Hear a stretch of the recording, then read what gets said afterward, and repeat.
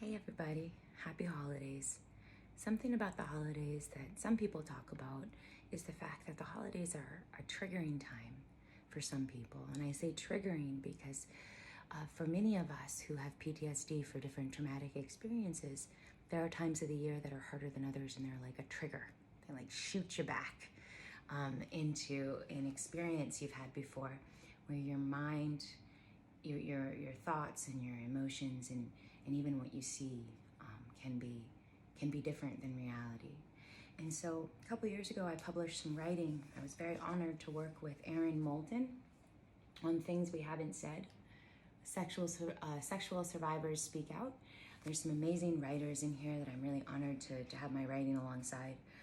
I wrote a poem. This is for teen survivors of sexual violence, particularly. So this writing that I wrote was specifically for teen survivors. I thought back and I said, you know, when I was a teenager, I was going through I was being triggered into feeling like I was being molested without realizing that that's what was happening. I hadn't admitted to the fact that I had been molested by many people before the age of 5, and continuing until I was about 8. But so it wasn't ever something that was flagged as wrong for me, because it was something that began when I was very, very young. My first words were "Hi, Larry," and Larry was the name of the first abuser that I had, who was my friend. He was about 20 years old. He had long black hair. He was really, really quiet. He was very, very nice, but he had some problems, and he actually ended up dying by suicide a couple years later. I think because he felt so bad. Most people that abuse have been abused themselves. It's one of the reasons why I'm so passionate about this work, is it affects so much. So with that being said, this is a long intro. I also wanted just to share with you guys where this is coming from. So if you feel triggered by this poem, know that that's part of it, and I'll bring you out, okay? I'm going to be starting, Bright Shores is going to be starting to teach workshops about using poetry as a healthy and safe way to dive into traumatic memory and then come back out, and to use language and rhythm and voice, and also your agency, your choice, right? Your choice of words, what you share from your story, your narrative, you know? But we're specifically using poetry to help with sexual trauma healing. All right, so let's give it a go. There are 2 voices in this poem: where I go when I go away. I'll tell you when the second voice comes in. It's not for a little while. He's in the room before me, filling up so much space.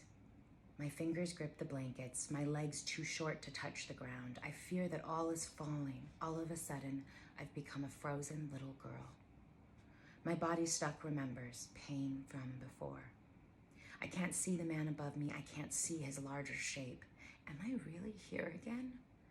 I know it's coming soon. He'll pierce me fast and strong in the place I hold most dear.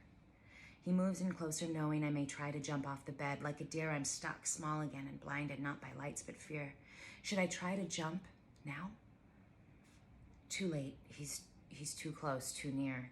With his stronger hands, he pushes me and forces me to lay. I squirm deeper into the bed, trying to disappear. I know what's in his hand.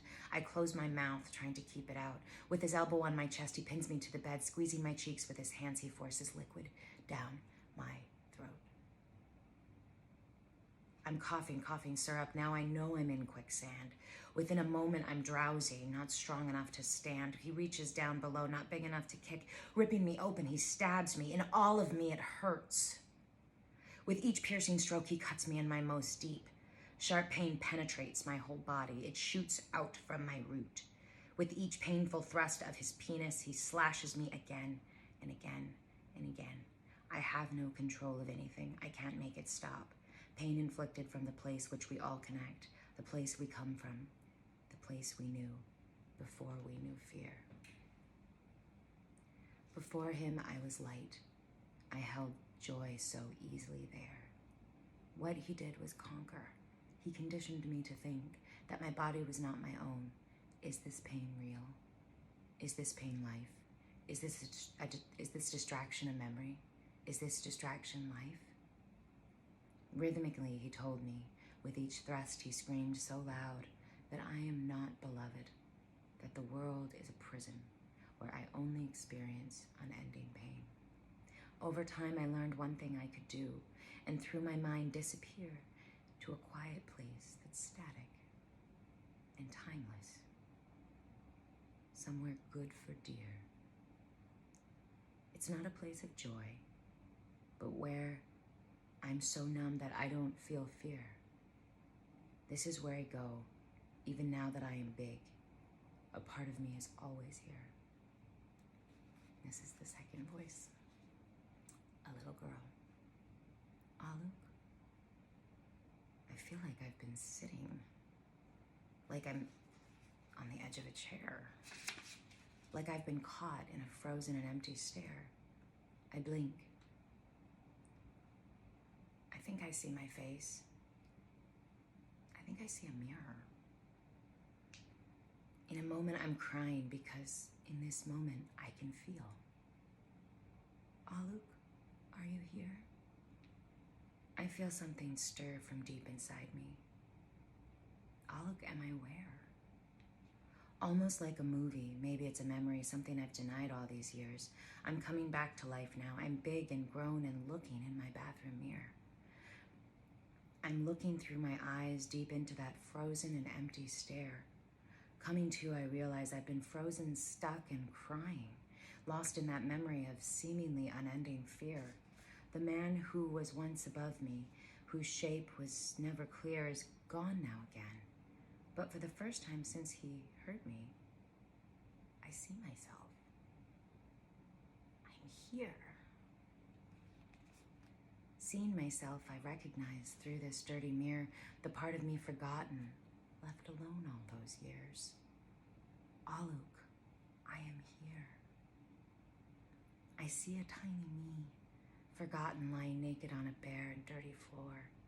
This is my deepest part, my broken little dear. The part I locked away who holds so much fear. I cry and cry as I realize how truly alone she's been. I'm so sorry. I'm so very sorry.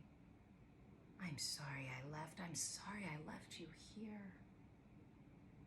I thought I was protecting you, shutting you away from the pain. But I forgot you in this lonely place, with no light or love to hold you. Only darkness and fear. I don't remember light, but now you are here. I'd forgotten there was anything else but this room, this floor, this fear. With a deep breath, I see you rest. I see me letting go for the first time in 20 years. Holding you, I realize I have to grow you up because you are still so little. I see your gashes where he slashed you, all over your broken body. I used to think that triggers were always only bad. I felt lost to their effects, freezing me in moments I wish I'd never had. But now I see behind them is where you've always been. Seeing you there so helpless, I remember how hurt I felt. Now I will be your mother. I will hold you close, cradling you so gently. Know that I am here. I will listen to your voice. I will rock away your pain. Both the pain and the beauty. I see you now so fully in your little loving face. I realize it's through healing you I can heal us. I can heal me. It's through learning from this pain that I'll finally find that happy place that I've heard about but never thought I could attain. Standing up I have you. My feet are firmly on this ground. And now I bring you back. The road in healing long, but together we are safe. Together we are strong. Take care of yourself and know that whatever you're feeling will pass. You will come out of it. I encourage you to find healthy ways to pass those challenging moments and to learn from them. For yourself, for children you may have, for a partner, for a family. Because we are healing our traumas and we're healing our collective traumas and our historical traumas from our families. I know that's why I get sick. I'm working through. And writing can help. God bless you all.